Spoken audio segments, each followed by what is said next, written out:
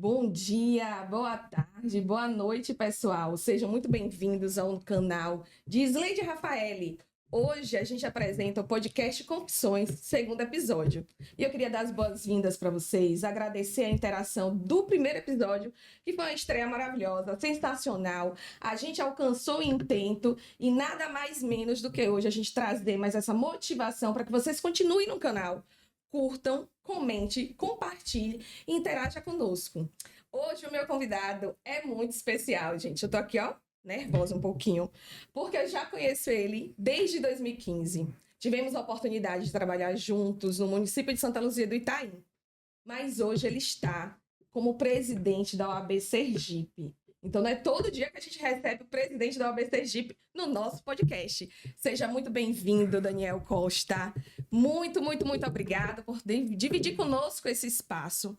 Eu quero que você se sinta à vontade. O podcast Confissões tem um cunho jurídico, mas ele traz também o lado humano, para que a gente possa trazer um profissional mais próximo da pessoa que a gente contrata, da pessoa que a gente atende, da sociedade que nos acompanha e também dos órgãos institucionais, né? Que nossas posições hoje faladas, as nossas ações atingem a sociedade, não só aqueles que a gente tem como cliente. É verdade. Primeiro, obrigado pelo convite. Adorei. Parabenizar também por esse canal que eu acompanhei o primeiro episódio. Foi muito bom. Acho que você é uma pessoa muito especial. Você sabe o carinho que eu tenho por você. Eu te admiro muito pela profissional que você é, pelo ser humano que você é, por tantas coisas que nós já construímos juntos também. E ver essa realização de um sonho. Você sempre disse que queria criar esse canal. E quando eu recebi o convite, me passou um filme assim na cabeça, lembrando de tanta coisa que a gente já viveu e ver o seu sucesso me deixa muito feliz. Parabéns, parabéns mesmo. Obrigado de verdade pelo convite. E o nome do podcast é Confissões, né? Confissões. Está preparada para confessar Pode muito? Pode perguntar o que você quiser que eu respondo. Ai, vou ter essa intimidade de chamar você de Dan, né? Aqui não está só o presidente da Ordem dos Advogados do Brasil, seccional Sergipe. Está também a pessoa Daniel, aquele que é advogado, aquele que é esposo. Um grande beijo, Pati, de Patrícia, arquiteta maravilhosa. E também é pai de duas princesas, Marcela e Natália. Então é dentro desse contexto aqui, muito íntimo, muito singular, mas também muito respeitoso, que a gente vai fazer várias confissões, tá certo? Gente, para vocês que não conhecem, nosso presidente Daniel Alves Costa, ele é advogado, especialista em direito constitucional, direito público eleitoral e de improbidade administrativa, pós-graduado em direito processual civil pela Juspódio, pós-graduado em direito civil e processo civil pela Ciclo, membro do Instituto Sergipano de Direito Eleitoral, ISED, EDE, presidente da OAB Sergipe, triênio 2025-2027. Agora a gente vai para nossas perguntas. Daniel, como começou sua jornada na advocacia? Bom, começou como começa para todo mundo, né? A gente se submete a um exame da ordem, que é muito difícil. E eu passei no exame de ordem no meu último ano da faculdade. Ainda estava naqueles preparativos da formatura. E comecei, assim, com a cara e com a coragem, né?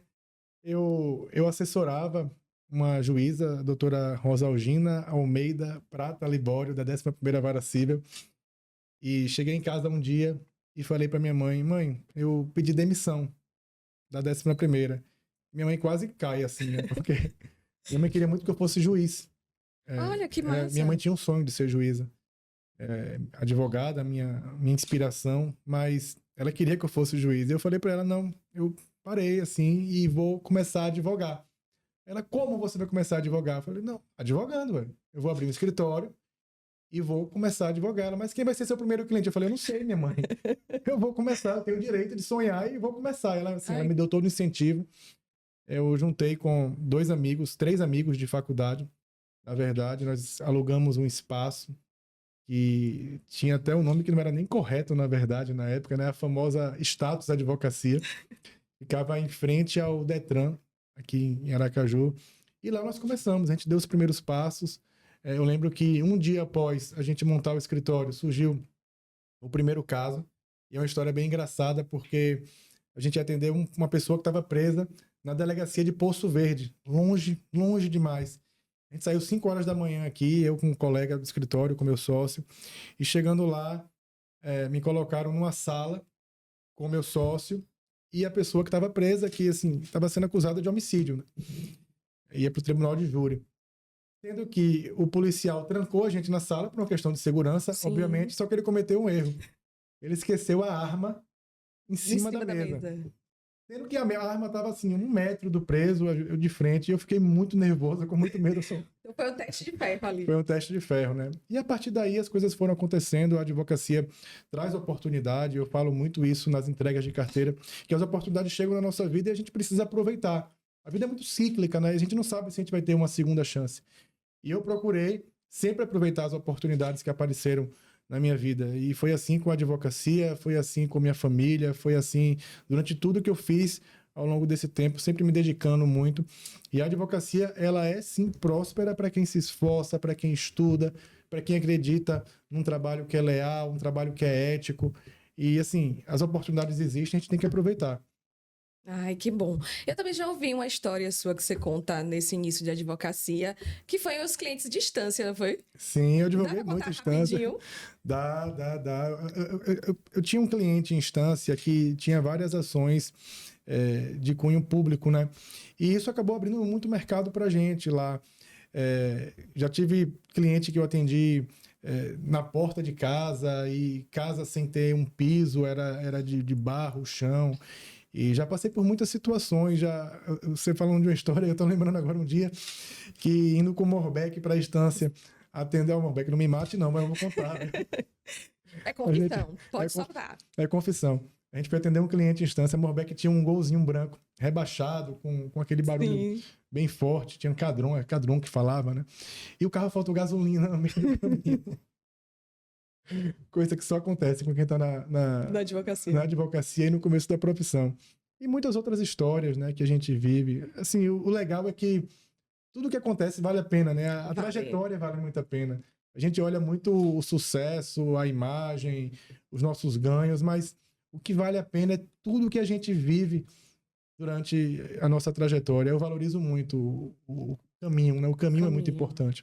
Eu acredito muito, Daniel, que isso faz parte do profissional que a gente vai se tornando. As estradas que a gente percorre, os desafios que a gente passa e supera e faz a gente não desistir. Porque, veja, você no seu primeiro caso que você traz pra gente, do cliente, você já estava numa situação de perigo. E você estava jovem, começando, você saiu de algo que tinha uma certa estabilidade, pelo que você traz aqui pra gente, mas você não desistiu. E eu posso até, né, confessar também aqui, gente, que eu acompanhei essa advocacia pública de Daniel quando a gente trabalhou junto em Santa Luzia do Itaim. E uma das coisas, assim, que me motivaram era ver esse amor pela advocacia que você tinha.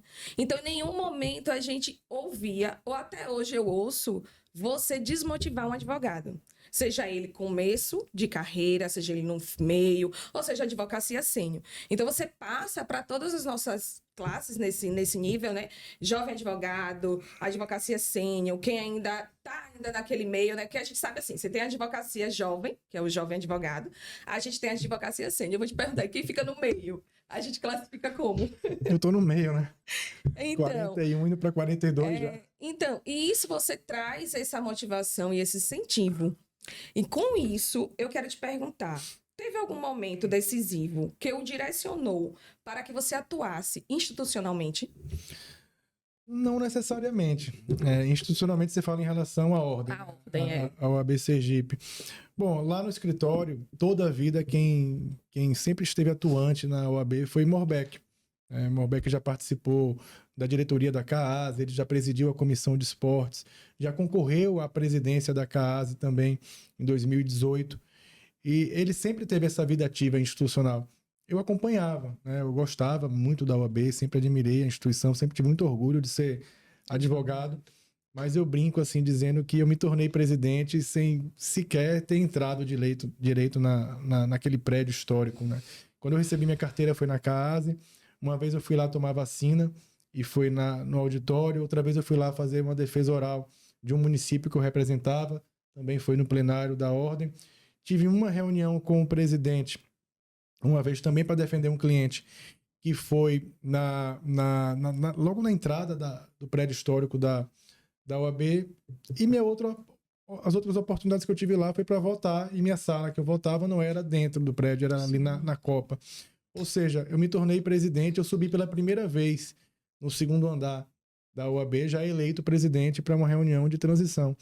Então, eu não tenho um motivo específico que me motivou. Eu amo muito a advocacia, eu amo muito a OAB, eu sempre gostei de ajudar as pessoas, eu tenho isso no meu histórico de vida, sem qualquer propósito específico, mas sem pedir nada em troca também.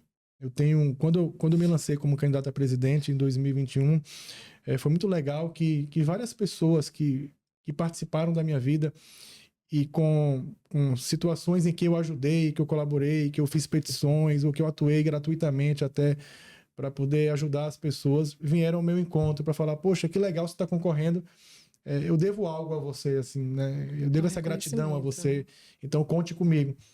Então, não há um motivo determinante. Foi uma circunstância em 2021 em que eu não concordava muito com os possíveis candidatos a presidente na época. Era um período ainda dentro de uma pandemia, né? Já num momento crítico, mas dentro ainda da pandemia.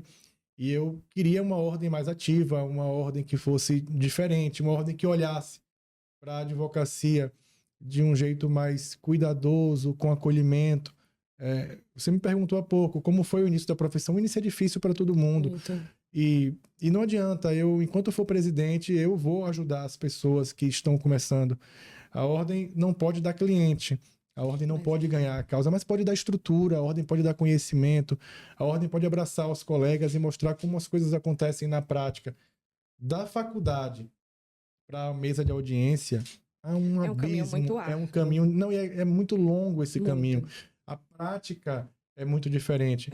A gente sai com conhecimento lá em cima da faculdade, né? A gente sai sabendo tudo, mas a experiência do dia a dia é que a gente precisa compartilhar com os nossos colegas para que todos tenham as mesmas oportunidades. Eu falo muito isso. Uma das maiores causas que eu já atuei e ganhei da minha vida foram aparecer lá no meu escritório no meu primeiro ano de profissão. A gente, ainda sem formar um ano de advocacia, a gente passou a advogar para uma instituição financeira que era gigante no Brasil. E advogamos com ela por mais ou menos 5 anos, até que eu comecei a me direcionar para a área pública, né? Para a área de improbidade, para a área de assessoria aos municípios. Então, as oportunidades existem na nossa vida, mas a gente precisa criar também, a gente tem que fazer acontecer, né? Eu sempre fui muito proativo em relação a isso. Eu posso dizer que sim, né? Porque acho que esse cunho seu na área de gestão, dessa questão de proativo e essa vontade de fazer acontecer, eu acompanhei trabalhando, né, em Santa Luzia do Itaim e também acompanhando você enquanto profissional, assessorando outros municípios.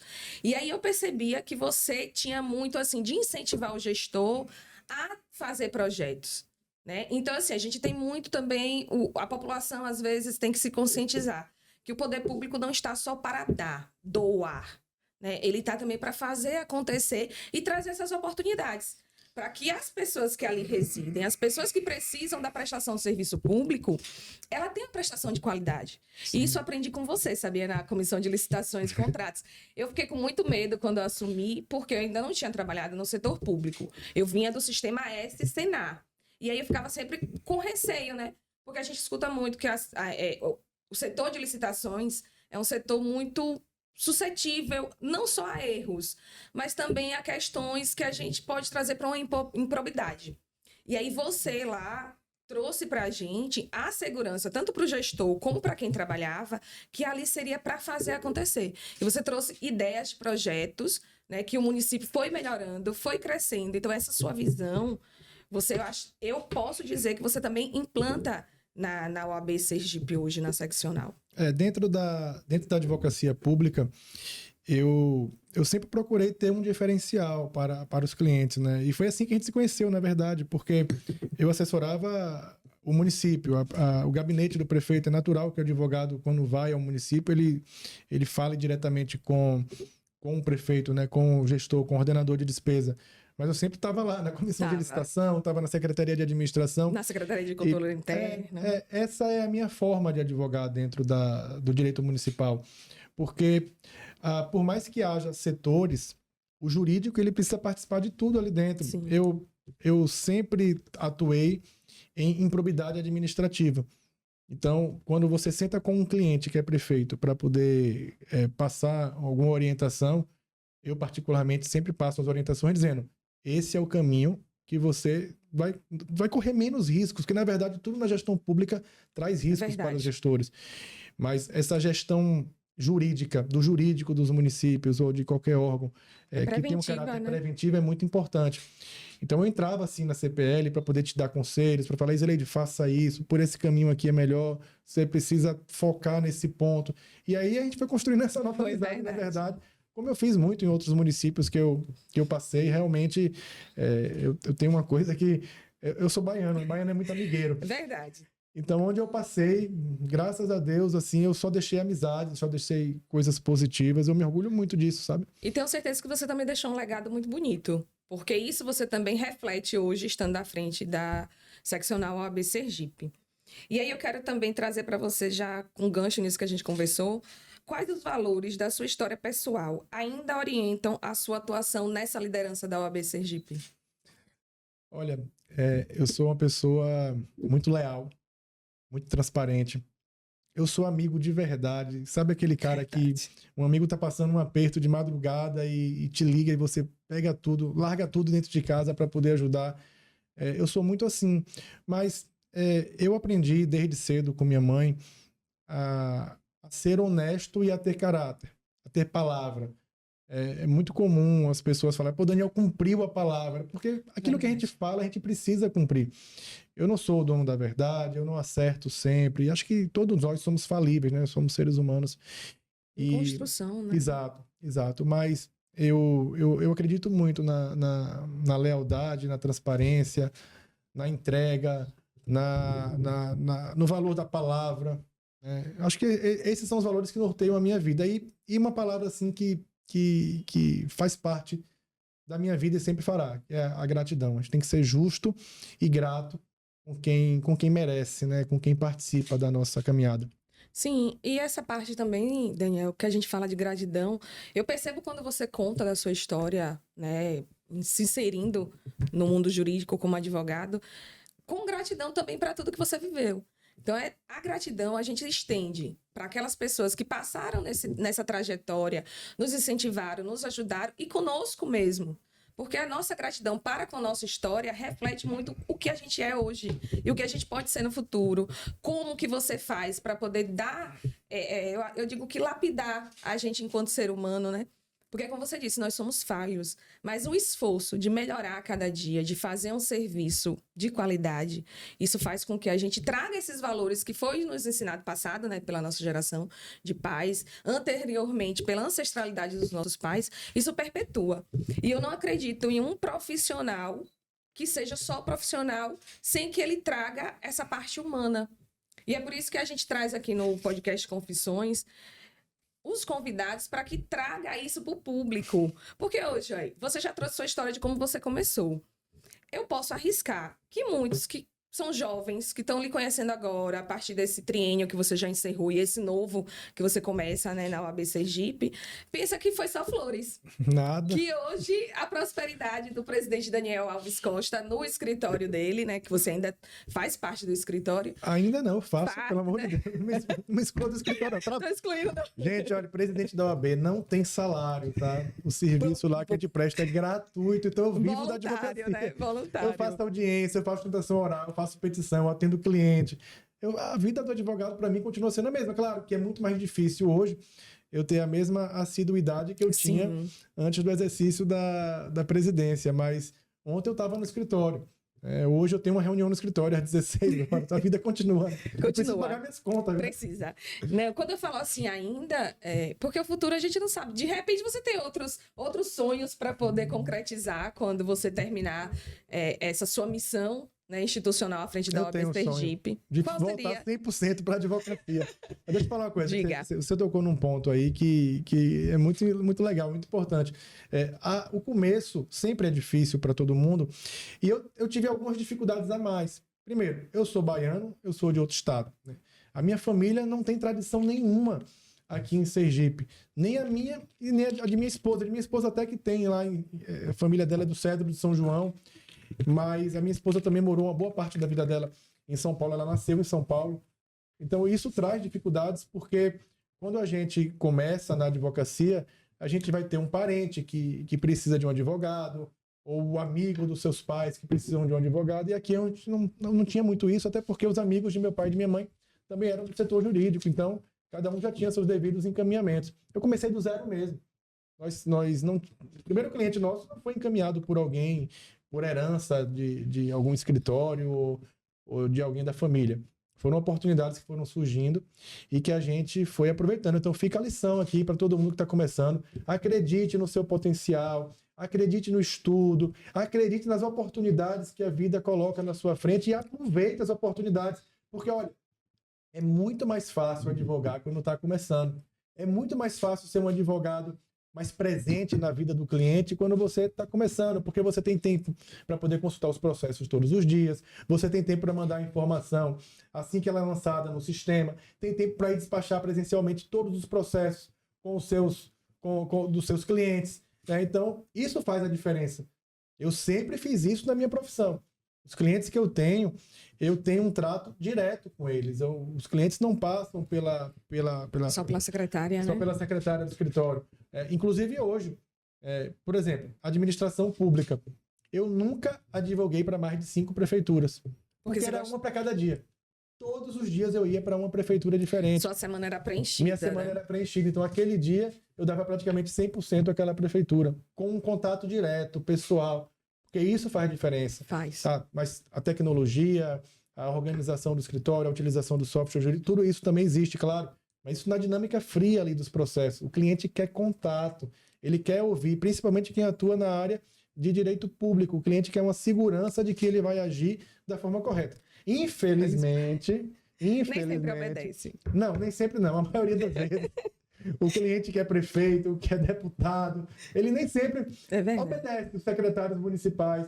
Mas, o corpo, né, de assessoria técnica. Todos os dias a gente dorme com a consciência tranquila porque dá a orientação certa. Eu acredito também porque, assim, você hoje não está na área pública, vamos assim dizer, e está ao mesmo tempo na institucional.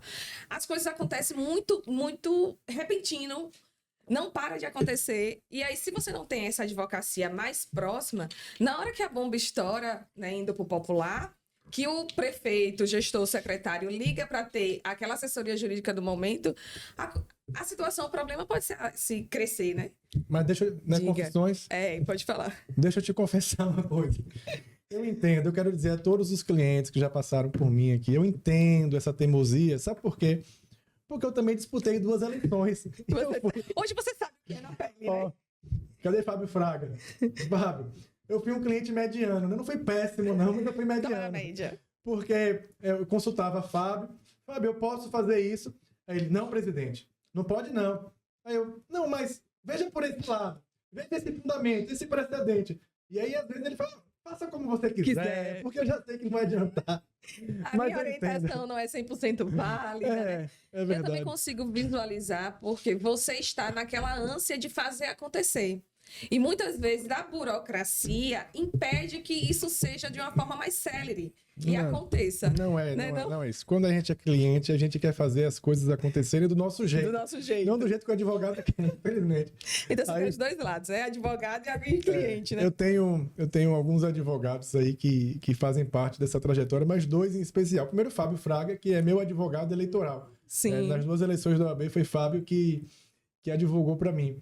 E dentro da ordem, nós temos uma procuradoria jurídica, o nosso procurador-chefe lá, geral, é Dr. Leonardo. E engraçado que Léo fala, Daniel, todas as vezes que você não me escuta, alguma coisa dá errado. Aí eu viro para ele e falo, não, mas deu errado sobre o seu ponto de vista. Sobre o meu. Sobre o meu deu certo. Eu queria atingir determinado fim. E consegui, né? Mas um abraço aqui para Leonardo, para Fábio, para todo mundo que faz parte aí dessa grande caminhada política que a gente vem conduzindo. Então, desses percalços que você trouxe, essa montanha-russa, como é conduzir uma instituição tão grande como é a nossa seccional? E ainda manter a escuta e a sensibilidade para cada advogado, cada advogada que chega até você. Isleide, é especial, mas eu posso te dizer que a minha vida, ela mudou completamente em relação à minha rotina. O que eu dedicava ao escritório, que eu sempre fui o primeiro a chegar no escritório e o último a sair. E como eu atuava no eleitoral, como eu atuo no eleitoral, muitas vezes a gente vira à noite e o advogado eleitoral dorme com terra.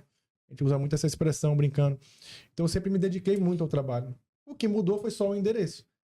Na OAB, a maioria dos dias você é testemunha, a equipe é testemunha. A maioria dos dias eu sou o primeiro a chegar e o último a sair. A dedicação é a mesma. Então, o que muda é o conhecimento com pessoas. Eu venho conhecendo muita gente, dialogando com muita gente, ajudando muita gente. Então, a escuta ativa, ela existe, ela é necessária, porque eu me propus a ser um presidente presente no dia a dia da advocacia.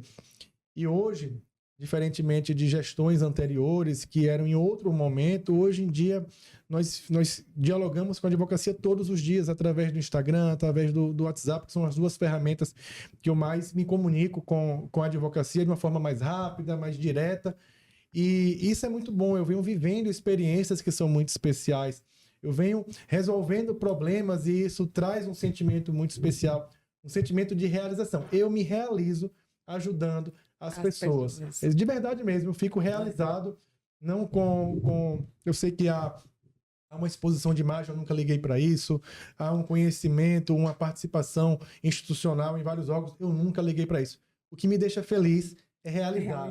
É receber uma mensagem de um colega advogado dizendo: Daniel, atendi um cliente hoje e atendi com dignidade, porque eu não tinha onde atender antes. Né?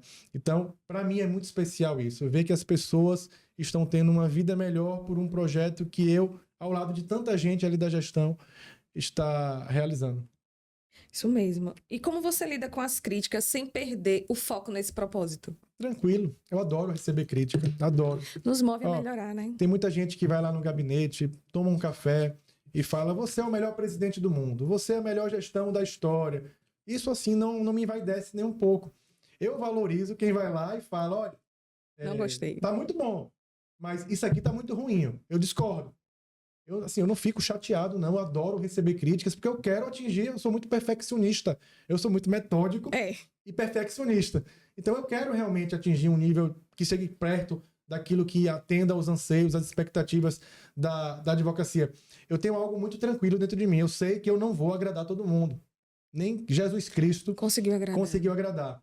Eu não quero ser essa pessoa, mas eu quero ser o cara que vai sempre procurar evoluir, melhorar, trazer inovações, trazer ideias que venham a surpreender a advocacia, porque nossa instituição, que tem 90 anos, ela caminhou ao longo desses 90 anos com muitas lutas, com muitas conquistas, né? E conquistas que eu vejo que muitas delas não têm chance nenhuma de voltar atrás, ainda bem, mas hoje nós temos uma posição dentro da ordem em que a gente tem condição de olhar para o colega advogado, de olhar para a sociedade e viver momentos especiais mesmo. Então as críticas para mim são tranquilas, eu adoro recebê-las sempre com muita empatia, eu me coloco muito na posição da pessoa que está falando para tentar entender esse lado que não é o meu lado, um lado que traz uma nova visão. E essa visão me faz evoluir.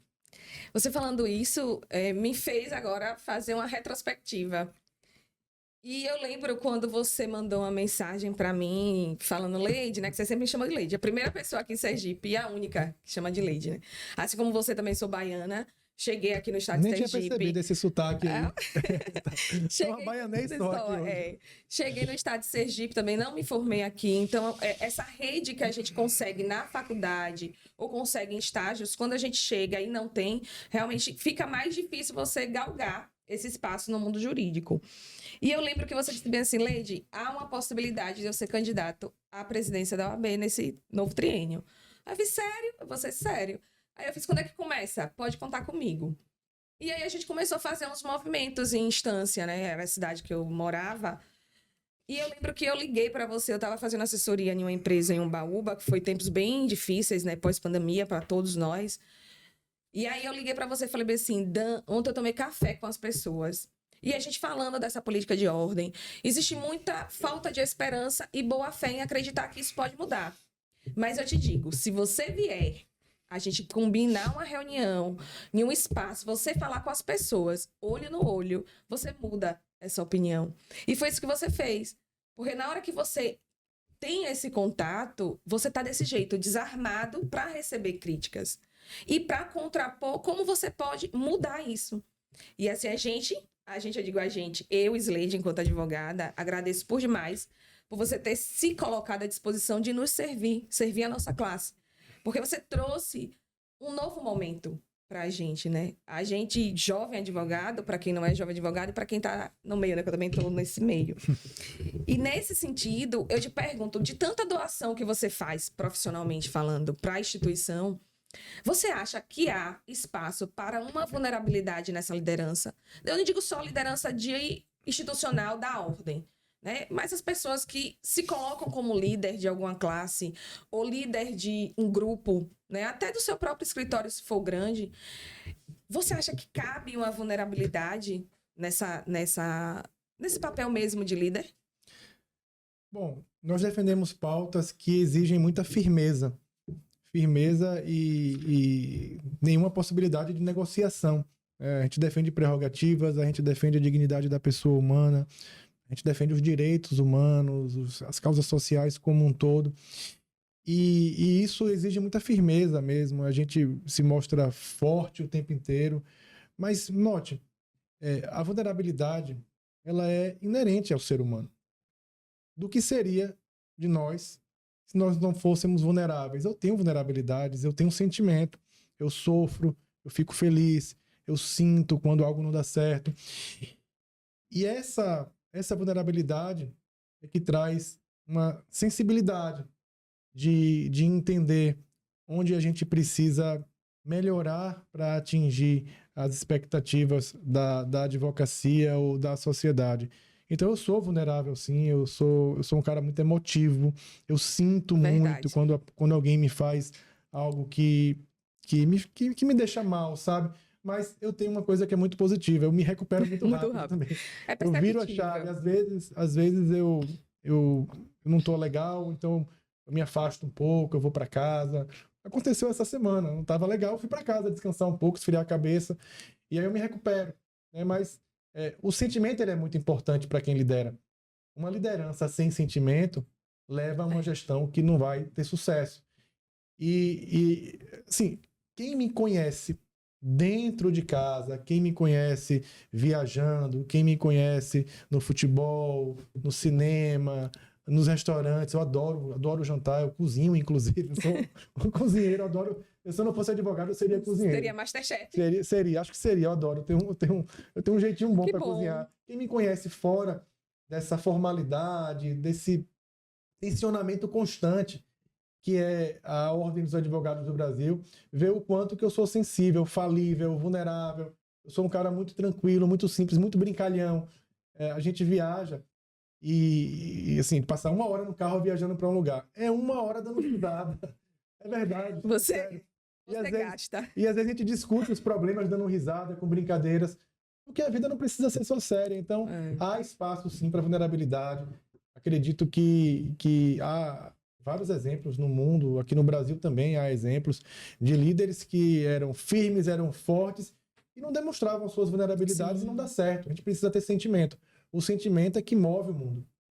É o que a gente fala da escutativa, né? A escutativa, a empatia, consegue lhe aproximar da classe que você coordena, que você dirige. Com isso, lhe torna um profissional de excelência. Sim. A gente fala muito aqui no podcast Confissões dessa escutativa, né? Dessa oratória também. Como muda? Você tem uma boa oratória quando você tem essa escutativa. Sim. Quando você tem essa empatia. E a vulnerabilidade dita, né?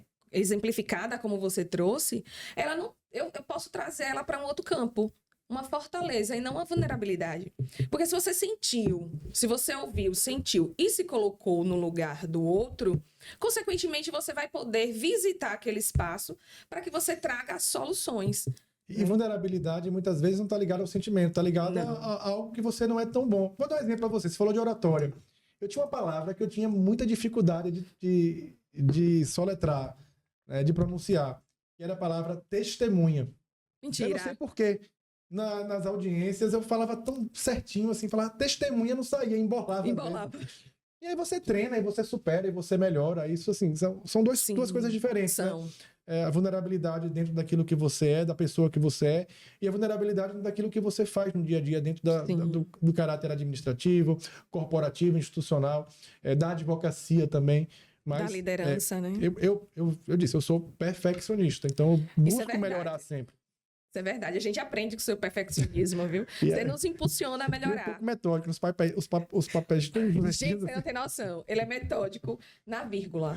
A gente sempre fala, entre quem trabalha com o Daniel, quem é a assessora Daniel, qualquer pessoa que chega nova, quando vai fazer um texto, a gente já diz, olha, se ele não fosse advogado, ele disse que seria Masterchef. Eu arrisco dizer que ele seria professor de português. Não, mas sabe Obrigada, viu? Porque você tem isso e você ensina também. Eu tô falando assim, a gente tá nessa descontração de confissões, mas para trazer também essas outras nuances. Porque hoje a gente está aqui falando com o presidente, com o advogado e com a pessoa Daniel, para passar por esses leques da profissão. Mas sabe o que é? Diga. Eu sou aluno de Mariaco, você não é sergipana, então você não vai saber. Não sei. Eu sou um baiano que mora aqui há 41 anos. Já sergipano, Nato. Eu tenho, inclusive, o título de cidadão sergipano. Que massa!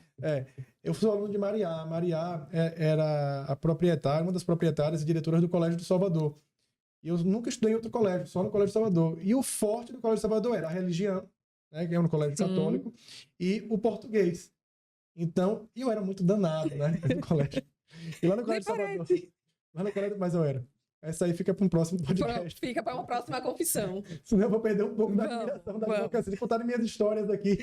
Mas enfim, como eu era muito danado, lá no Colégio do Salvador, quando você fazia alguma bobagem, você ficava de castigo. Mas era um castigo assim de fazer verbo. Então, até o castigo do colégio era vinculado à língua portuguesa. Então, e a formação, né? E a formação. Então, eu sou muito criterioso com a língua portuguesa. Quando eu faço teste lá para contratar algum advogado associado no escritório, eu não quero saber se ele entende do direito, eu quero saber a escrita. Então, é uma folha em branco e fala, escreva um parágrafo.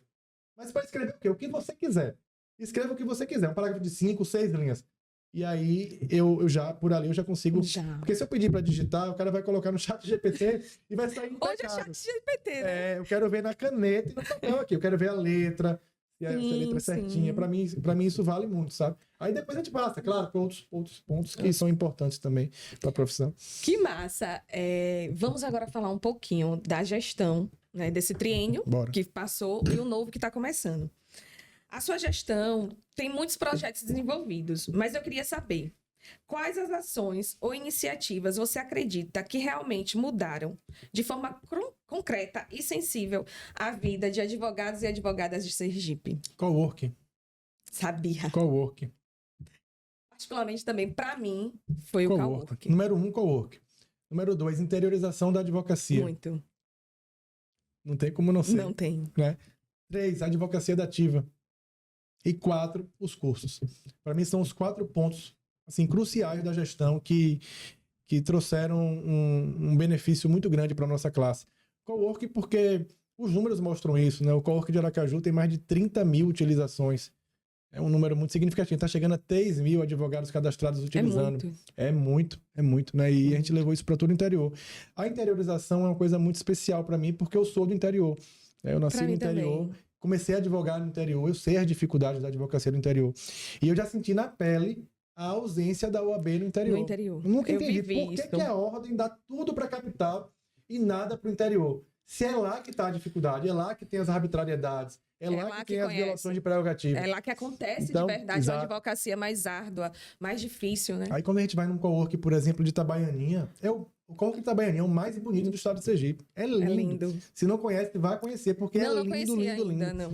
E o que eu quero é isso. A gente vai para Glória também, tem um coworking lá em Glória. Aliás, a gente está iniciando agora os forrós das regionais também, né? Mas enfim, o que eu puder dar pro interior, que é igual ao que está aqui em Aracaju, pode contar comigo. É uma utopia, porque a nossa seccional é a menor do Brasil.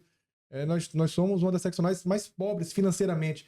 do Brasil. A gente vai se reinventando todos os dias para poder conseguir tocar os processos, para ter uma OAB tão proativa.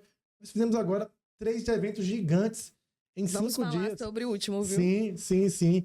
E aí, quando chegou o terceiro, aí chega a terça-feira, já tem outro para poder fazer a abertura. Aí na quarta-feira outro, na quinta-feira outro. Daqui a pouco sua roda. É uma ordem que não para, sabe? Então, isso é muito legal. A gente precisa mencionar aqui, sabe, Daniel? Deixar registrado, inclusive para mim, com muito orgulho, que o Cowork você levou como modelo nacional. Para o Brasil. Pro Brasil. Nós temos um sistema no Cowork e uma metodologia de projeto que, se vocês forem, por exemplo, no Cowork de Recife, é idêntico ao que nós fizemos aqui em Aracaju. Eu falo isso com muito orgulho, porque eu não criei isso sozinho.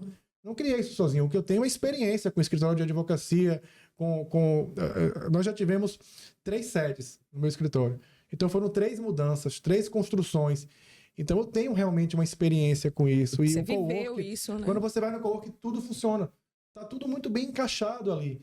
Né? E até a forma de agendamento, que contei muito na época com o apoio do nosso então conselheiro federal, que hoje é diretor da Ordem, Lúcio Fábio, que trouxe essa metodologia do agendamento. Foi tudo muito bem pensado. O funcionário, a funcionária que trabalha no Cowork tem que ter um carinho pela advocacia, um mimo, um zelo. Isso vem acontecendo. Né? Acolhimento, claro. E assim, outros Coworks do Brasil, eles têm cara de OAB. O nosso tem cara de escritório de advocacia, porque é um escritório de advocacia. É lindo. E a gente também não pode deixar, você mencionou a interiorização. A OAB Sergipe também ganhou um prêmio na última Conferência Nacional da Advocacia por esse projeto, né? Ganhamos um prêmio por esse projeto, motivo de orgulho máximo pra gente, muito. Porque eu, antes de tomar posse como presidente, eu tive uma reunião com o Beto, que era então pré-candidato à presidência da OAB Nacional.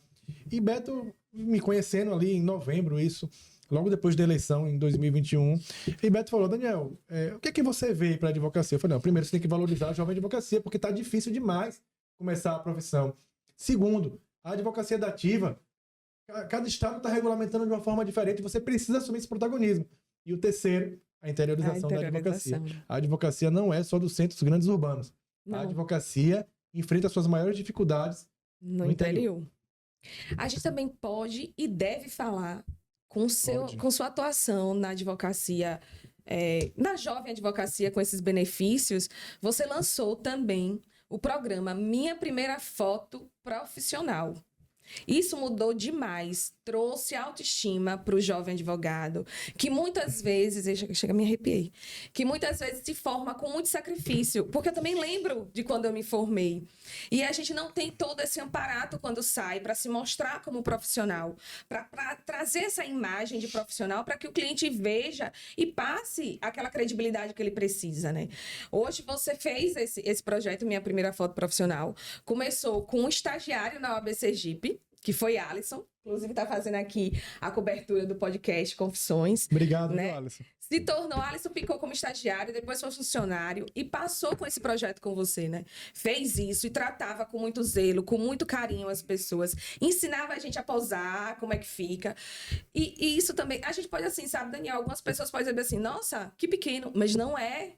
Você faz um currículo profissional, você pega, desde quando a pessoa recebeu a carteira, a uma foto profissional, a um curso de Media Day, como é que a pessoa se posiciona nas redes sociais, sem infringir o marketing jurídico. Então, isso é muito, muito avanço para a jovem advocacia. Posso contar, Alisson, um pouquinho da sua história? Você autoriza? Bom, eu conheci Alisson na pandemia. A mãe dele manteve contato comigo e me pediu uma ajuda para comprar uma máquina fotográfica, porque Alisson tinha feito um curso de fotografia. E aí eu ajudei, obviamente. E quando eu assumi na OAB, eu me lembrei de Alisson, porque eu precisava de um fotógrafo para a OAB. Né? E aí Alisson começou apenas tirando foto, e ele esforçado, ele foi estudando essa questão de se tornar social media, essa parte de marketing, e ele foi evoluindo também, de estagiário, ele passou a ser funcionário da instituição, e ele trabalhava tão bem que ele viu um mercado à disposição dele. Que ele podia explorar, né? E certo dia ele foi conversar comigo, ô chefe, você permite que eu vá?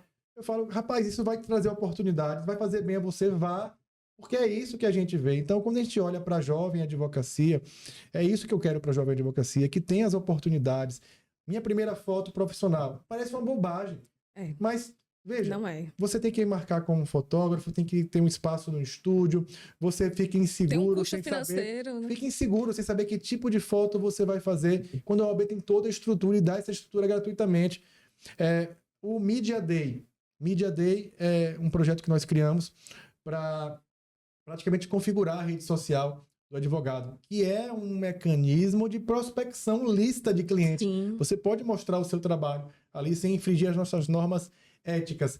Meu primeiro token profissional. Também. Uma forma de você começar, é o mínimo que a ordem pode fazer, é dar uma estrutura para você. E aí, na nova gestão, a gente vem com a minha primeira marca profissional. Veja que legal. Ai, que top. Muito bom, muito bom. E eu fico assim, sabe? Eu vibro com todas essas conquistas que eu digo. Eu acho que eu quero voltar para me formar, passar no exame de ordem e usufruir disso tudo, porque é muito bom. E isso é que faz assim, sabe?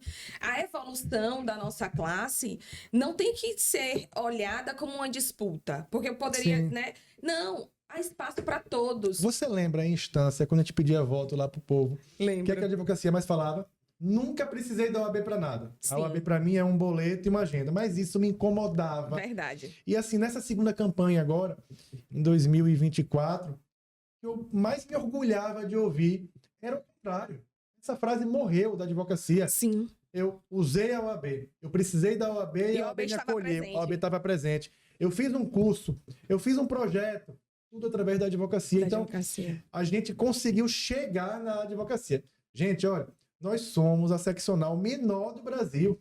E olha quanta coisa a gente está fazendo pela advocacia. Isso é gestão, isso é empreendedorismo dentro da OAB Sergipe. Comprometimento. E nós estamos levando técnicas de empreendedorismo para a advocacia também. Nós temos várias edições do Advocacia Empreende. É isso que nós queremos, um pensamento positivo. Acredite nos sonhos de vocês que vai dar certo. Já deu. Já deu. Já deu. Eu acho que eu não devo fazer essa pergunta, mas vou fazer.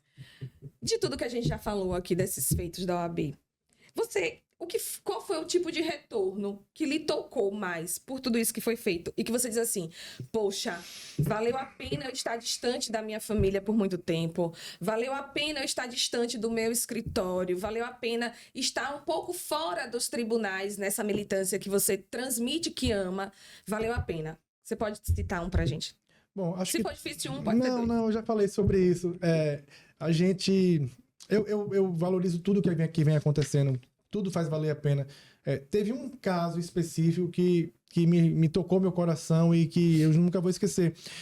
Foi numa entrega de carteira, no primeiro ano da gestão.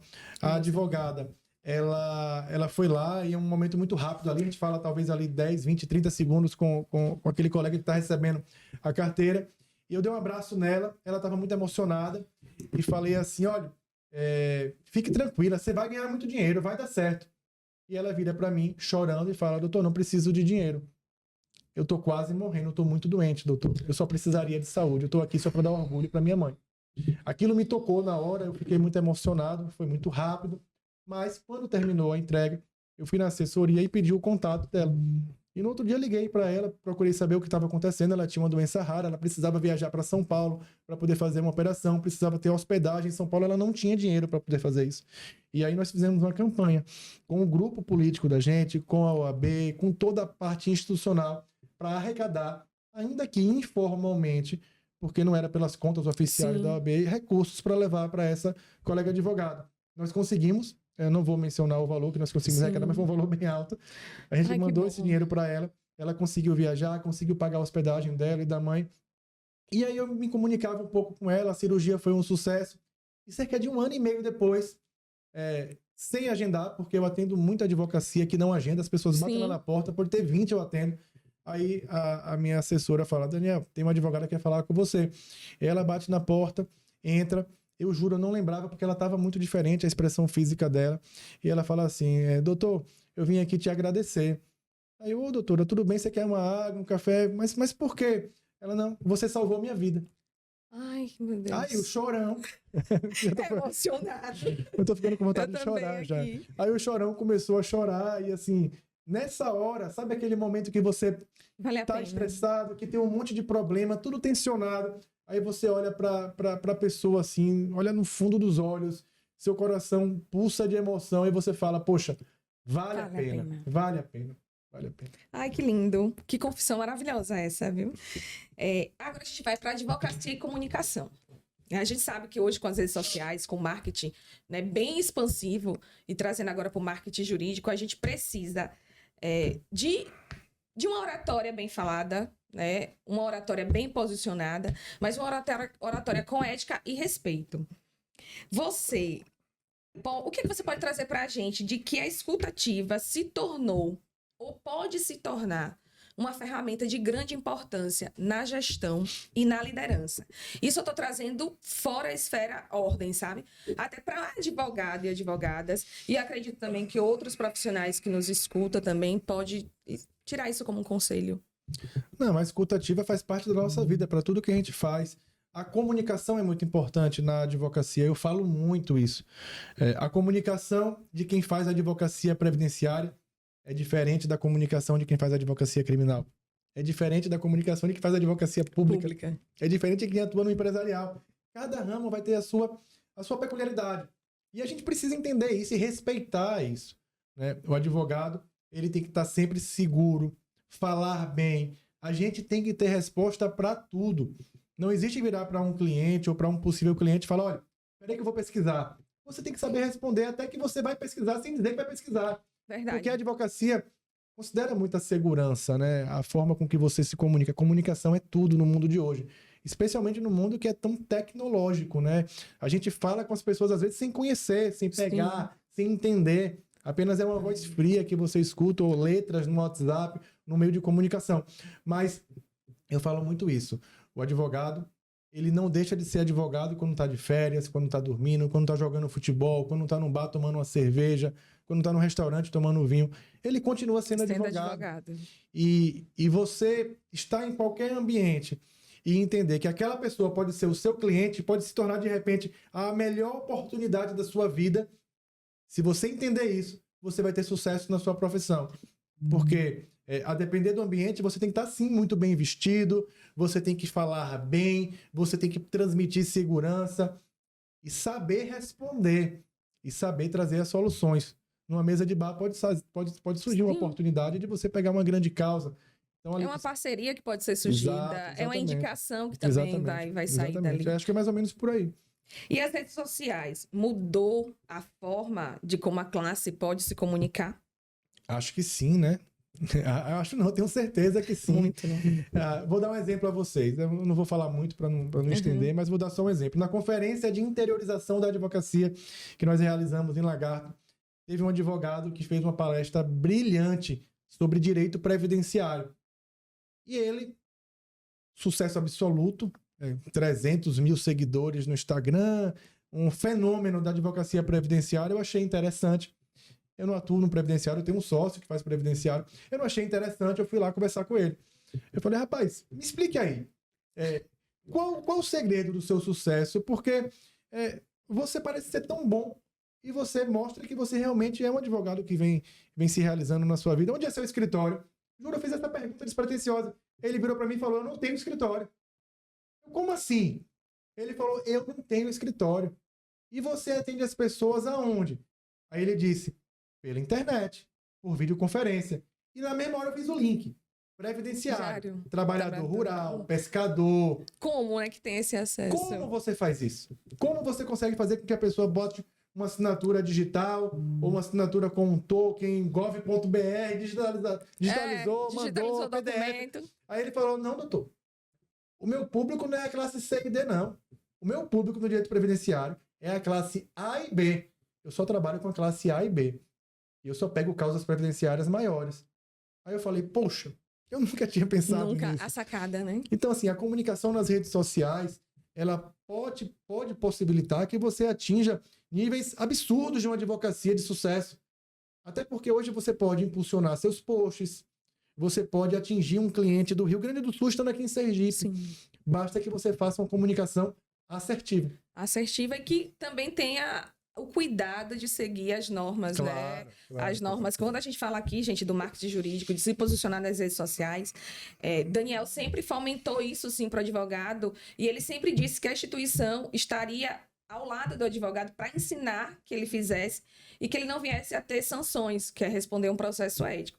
É nesse sentido que a gente fala, só para deixar claro, porque também, com esse boom das redes sociais também, Daniel, a gente vê que tá faltando a pessoa saber. Eu posso, mas eu tenho que saber como eu posso. Mas é fácil. Acessa a cartilha de marketing da OAB Sergipe. Gente, nós fizemos uma cartilha que não foca no que não pode. E sim no que pode. Mas que o foco é no que pode. Acessa lá no link da bio no Instagram da OAB Sergipe ou pelo site, baixa a cartilha de marketing e depois me dá um retorno para saber se gostou ou não. Pode melhorar, né? Pode sim. Até porque a gente está avançando cada vez mais. As redes sociais, a internet vem com mais recursos, né? Vem a inteligência artificial, site GPT, né? Tem o outro também do Google. Então, vai lá, viu? Acessa a cartilha. Eu quero só mandar um abraço aqui para 2 pessoas especiais que fizeram essa cartilha. A doutora Yasmin Sampaio, minha conselheira, e o meu presidente da Comissão de Fiscalização, Vitor Medeiros. Um abraço, viu, para vocês.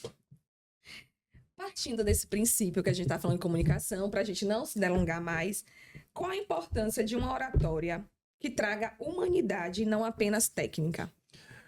Bom, eu sou dos valores, né? Eu sou do sentimento e a frieza não traz convencimento. Isso é uma lição que eu tenho para a minha vida. Então, assim, é totalmente importante. A oratória tem que estar conectada com os valores das pessoas. Você não pode ser um personagem. Não. Porque se você for um personagem, você não vai ter uma coexistência na sua profissão. Você precisa trazer o seu sentimento também. Não alcança o propósito, não né? Alcança. Eu tô me especializando, né? Estudando para essa questão da oratória e devo isso também, assim, esse incentivo a você. Obrigado. Eu lembro que a gente lá em Instância, quando num colégio de presidentes lá em Instância, eu peguei no microfone para poder falar dessa questão da interiorização que me toca muito. Quando a gente terminou, você chegou assim para mim e falou: Leide, que bom, viu? Que oratória boa sua. Você já fez curso? Eu falei: não. Nunca fez? Eu não. Pensei em ser palestrante, eu já pensei alguma vez. Aí você invista. E isso reacendeu, sabe, essa vontade de fazer uso dessa vocação de falar, né? Porque a nossa voz ecoa, essa comunicação que a gente faz, ela pode atingir várias pessoas. Sim. E eu também acredito muito nessa oratória empática, não apenas técnica. Eu posso trazer isso como discurso que a gente viu nos 90 anos da OAB. Né? A gente viu vários discursos ali que eu até comentei com minha amiga que estava do lado. Veja, um discurso limpo, claro, objetivo, mas que traz sentimento sem precisar usar palavras rebuscadas. A gente só precisa entender qual público você quer atingir, como o caso desse advogado que você trouxe. Ele sabe o público que ele quer atingir e tudo dele é voltado para aquele público. É nesse sentido que a gente caminha. Eu sou das palavras simples. Eu também gosto muito das palavras simples. Eu acho que a comunicação, quanto mais direta for, melhor. E o leque da oratória, ela parte da escuta ativa, da fala por si só, sim, do jeito que você se veste, dos gestos que você faz, porque, da sua verdade, posição, né? Não é só a oratória, é a comunicação. É a comunicação. Mesmo. Agora a gente vai para as perguntinhas finais, né? Já chegamos aqui nas confissões, que foi uma maravilha, muito leve. Muito obrigada, Daniel, porque você trouxe lá em um momento aqui no podcast que as pessoas que conhecem você no jogo de futebol, no cinema, fora, elas percebem esse lado humano que você tem. E eu agradeço mais uma vez que você trouxe isso aqui para o podcast. Hoje eu acho que as pessoas que vão ouvir esse segundo episódio vai poder conhecer um pouquinho mais do Daniel, né, por trás do presidente da Ordem dos Advogados do Brasil, seccional Sergipe. Uma alegria recente que te emocionou. Uma alegria recente, o nascimento da minha segunda filha, Natália. Uma bênção na nossa vida. Verdade. É porque a gente já tinha decidido que não ia ter mais filho, né? E aí a gente resolveu começar a tentar em agosto de 2021, justamente quando eu comecei a campanha. E Natália, pela provável data dela de fecundação que fala, tá certo? Teoricamente, foi 3 dias depois da eleição. Então foi a comemoração. Foi a comemoração, mas Natália, enfim, veio para completar a nossa vida e realmente é uma alegria que eu jamais vou esquecer. E você demonstra muito esse amor pelas suas filhas, esse cuidado, claro, né? Em ser pai, você ama ser pai. Isso é transmitido, sabia? Eu sou muito grudado com Marcela, né? Porque eu sempre fui um pai muito presente, antes da OAB, assim, especialmente, né? Mas, assim, eu que levava na escola, eu que buscava, eu que arrumava o lanche. Eu sempre fui muito próximo delas, né? Isso é tão bom, porque, se você fez isso, né, na vida de sua filha, né, a primogênita, hoje, na sua ausência, não na sua ausência total, né? Mas não mais nessa rotina como você traz, que você fazia, vocês têm essas memórias afetivas, né? Sim. Ela pode contar que, tipo assim, não, meu pai me ama, cuida de mim, está por mim. Ela não ama o AB, né? Ela não ama o AB, não gosta. Com certeza se tirou um pouco, né? Muito do pai dela, né? Daniel, um medo que você já enfrentou ou ainda enfrenta? Um medo que eu já enfrentei. Bom, é o medo de ficar longe da família. Eu não gosto, eu sou muito caseiro. Eu não gosto. Não gosto de viajar, não gosto de ir para esses eventos do Conselho Federal. Eu gosto de ficar em casa. Mas faz parte. Faz parte. Tem que ter coragem e... A missão que você abraçou pede que você dê... E a gente, com o tempo, a gente vai aprendendo a estar presente também. Vai equilibrando também, né? Sim. Acredito também que você, se já dava valor antes, você começa a dar valor a momentos muito mais simples, mais... É muito triste, porque a maioria dos dias eu saio de casa antes das minhas filhas acordarem e chego em casa e elas já estão deitadas para poder dormir, ou já estão dormindo. O coração sofre um pouquinho, mas é temporário, né? São os propósitos que a vida coloca no nosso caminho e a gente não pode correr da missão. Um conselho que você carrega até hoje, que alguém trouxe para você em algum momento da sua vida e que você traz como um mantra, como aquele conselho de cabeceira mesmo. Um conselho que alguém já me deu na vida, meu Deus do céu. São tantas pessoas que entraram na minha vida para poder me aconselhar e eu tenho tanta gratidão por isso, sabe? Mas há mais ou menos... Eu não vou falar o tempo, não. Tá? Logo no começo da profissão, teve um amigo que veio conversar comigo diante de uma oportunidade que tinha surgido. Uma oportunidade que era muito boa financeiramente, que poderia mudar ali rapidamente minha vida. E ele de uma forma muito, muito direta, ele virou para mim e falou: Daniel, você vai ter muitas oportunidades na sua vida. As chances vão passar, vão aparecer, e você tem que saber dizer não também. Então sempre olhe friamente para cada situação e você vai saber fazer as suas melhores escolhas. Não pense no agora, pense no futuro. A longo prazo, né? E aí eu trago muito isso para mim, porque já aconteceram algumas vezes em que eu disse não. E a gente precisa saber dizer não. É uma palavra difícil, né? É uma palavra difícil, principalmente para mim, que tem um coração mole. Imagino. Mas o não também pode ser dito de uma forma de um sim, né? Quando você traz o não, assim, de uma forma... Às vezes tem que ser não mesmo. Não seco, né? Tá. Eu coloquei no Instagram, né, um postzinho, porque o pessoal ficou muito eufórico quando eu divulguei que você estaria hoje aqui no podcast. Eu disse que as 2 primeiras perguntas eu iria fazer, né? Quem me mandasse as 2 primeiras perguntas eu iria transmitir. Manda aí. E Meu Deus. Um beijo e um abraço para minha amiga e irmã, Larissa Bezerra. As 2 foram dela. Eu acho que ela tava com o dedinho lá coçando para já fazer. Minha amiga querida. Então, ela pergunta: como é ser conhecido como o presidente que mais trouxe benefícios à advocacia sergipana? Bom, primeiro mandar um beijo para Lari, minha amiga do coração. Lari, veja, eu acho que eu não sou conhecido como o presidente que mais trouxe benefícios. Eu respeito muito a história da instituição. Nós estamos celebrando os 90 anos da OAB e hoje nós estamos aqui, nesse momento, com uma instituição que é respeitada, uma instituição que detém a confiança da advocacia e da sociedade, porque tanta gente passou. É muito injusto dizer que eu sou o presidente que mais trouxe benefícios quando eu vivo numa era que é diferente da era que os outros colegas presidentes vivenciaram. A gente fez um vídeo institucional recentemente que mostra um pouco da história da OAB. Gente, nós passamos por uma instituição que lutou pelas diretas já. Uma instituição que historicamente defendeu a democracia, as causas sociais. Veja quantos benefícios nós vivenciamos ao longo desses 90 anos e que a gente precisa se orgulhar. Eu tenho uma consciência muito tranquila de que eu procuro fazer o melhor e que a nossa gestão ela olha para a advocacia, mantendo a advocacia no centro das atenções. Não é uma gestão melhor, é uma gestão diferente. Então, respondendo, eu agradeço pelo elogio, mas eu respeito muito a história e o legado deixado pelos meus colegas ex-presidentes da instituição. Ai, que bom. E a outra pergunta dela é, como é capitanear uma das maiores classes do país em tempos de haters na rede social? Dificulta um pouco porque as redes sociais, elas ajudam, mas também elas acabam atrapalhando. Traz uma liberdade que muitas vezes é incontrolável.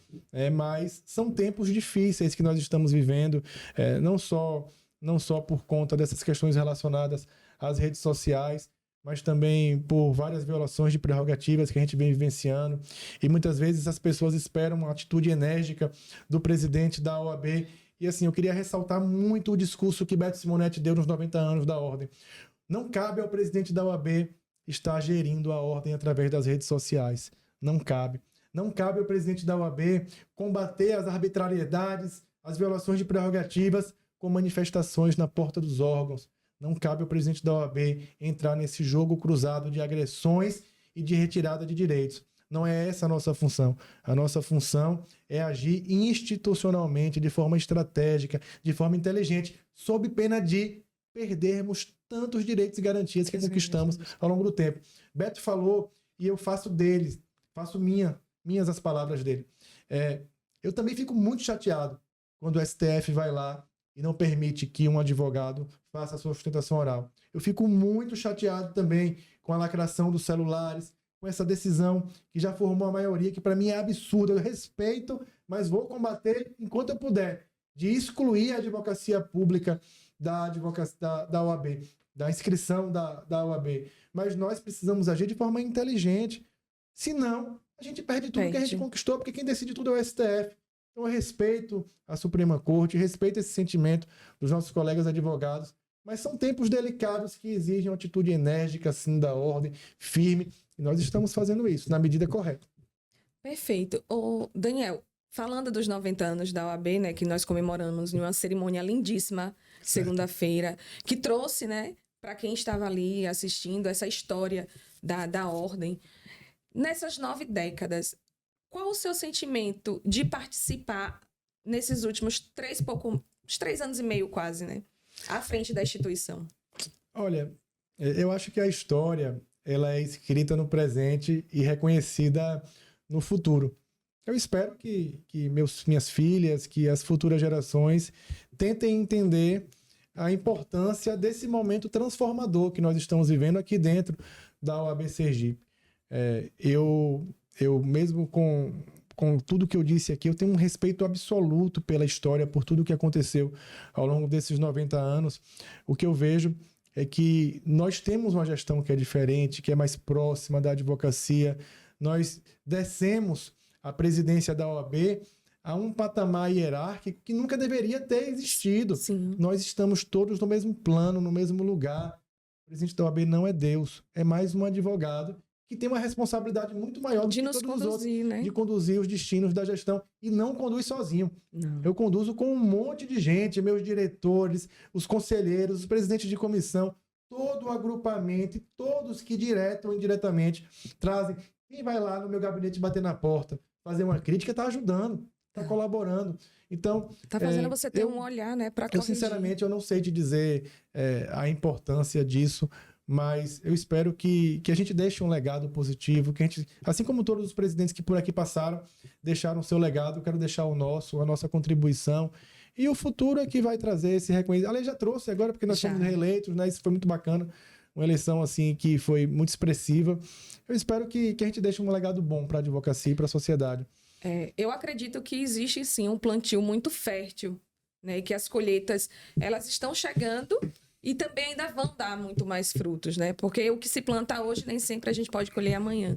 Mas você tem plantado, você e a máquina toda institucional, com essas pessoas que você acabou de mencionar, que lhe ajuda nessa engrenagem, faz isso, né? E a gente só está aqui para...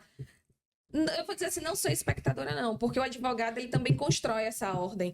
Quando ele traz críticas, não, mas também quando ele traz a violação de prerrogativas para a instituição, para o presidente, quando ele traz aquilo que ofendeu a sua classe. Chegamos ao final, gente, estamos encerrando. E antes de finalizar, de fato, Eu vou pedir, Daniel, que você deixe uma mensagem para quem está nos ouvindo, especialmente para a jovem advocacia, porque a jovem advocacia, ela, não vou dizer que ela esteve, né, em primeiro lugar na gestão que você está conduzindo, né, na que você passou no treino passado e nessa, mas eu sinto, sim, que você tem um olhar muito diferenciado, porque a gente acabou de falar no podcast que é onde começa tudo. Não é que a jovem advocacia hoje merece privilégios mais do que as outras classes, mas é nesse olhar de início da advocacia que ela se encontra. E eu queria que você deixasse uma mensagem para eles. Vamos lá. Bom, gente, olha, a vida é feita de inúmeros desafios e na nossa trajetória a gente encontra obstáculos que muitas vezes a gente vai achar que não vai conseguir superar. Isso não é uma exclusividade minha ou de qualquer colega. Isso faz parte da vida. E a gente precisa acreditar nos nossos propósitos, na nossa capacidade. E todo o começo parte dentro de nós mesmos. Então, a mensagem que eu deixo aqui para cada colega advogado, cada colega advogada, é que não desista nunca dos seus sonhos. É uma frase que eu ouvi há muitos anos e que eu trago para a minha vida. Não ouse desistir dos seus sonhos, porque a gente precisa carregar dentro do nosso coração um sentimento de esperança, de ter um estado melhor, um país melhor, de que as futuras gerações não enfrentem tantas dificuldades que nós enfrentamos hoje. E dentro do exercício da advocacia, levem com vocês um sentimento de que o conhecimento, a qualificação técnica é e sempre vai ser uma condição de existência dentro da advocacia. Mas nem por isso esqueçam todos os outros atributos da nossa profissão. Tanto que nós falamos aqui hoje, a comunicação, a importância da oratória, a importância de uma atitude proativa em relação a todas as oportunidades que aparecem na nossa vida. E o que eu espero para todos nós, como presidente da OAB, é que no futuro a gente continue sendo uma classe unida, valorizada, fortalecida, e que a gente continue tendo a mesma importância institucional que é reconhecida na Constituição Federal, que é o nosso texto magno da legislação brasileira, no sentido de ser indispensável a administração da justiça, mas também que a gente continue transformando vidas, resgatando direitos, fazendo justiça. Que lindo, viu? Lindo, lindo esse podcast, lindo esse segundo episódio. Gratidão, meu bem. Gratidão por você sentar nessa cadeira, por você se mostrar disposto, aberto, por fazer uma confissão sem pressa, sem pausa, uma confissão real. Porque a gente precisa disso. Confissões reais, conexões verdadeiras, comunicação real. E trazer também esse lado para o profissional, porque é isso que faz a diferença. É isso que acredito que traz essas oportunidades que você acabou de falar, que tanto a gente falou hoje, que você incentivou a advocacia. Você sempre incentiva a advocacia nesse sentido. Viu? Muito obrigada. Foi um ano... Ai, Maria! Eu estou emocionada porque foi muito bom. Te agradeço por demais pelo convite, te agradeço por se colocar disponível para a gente.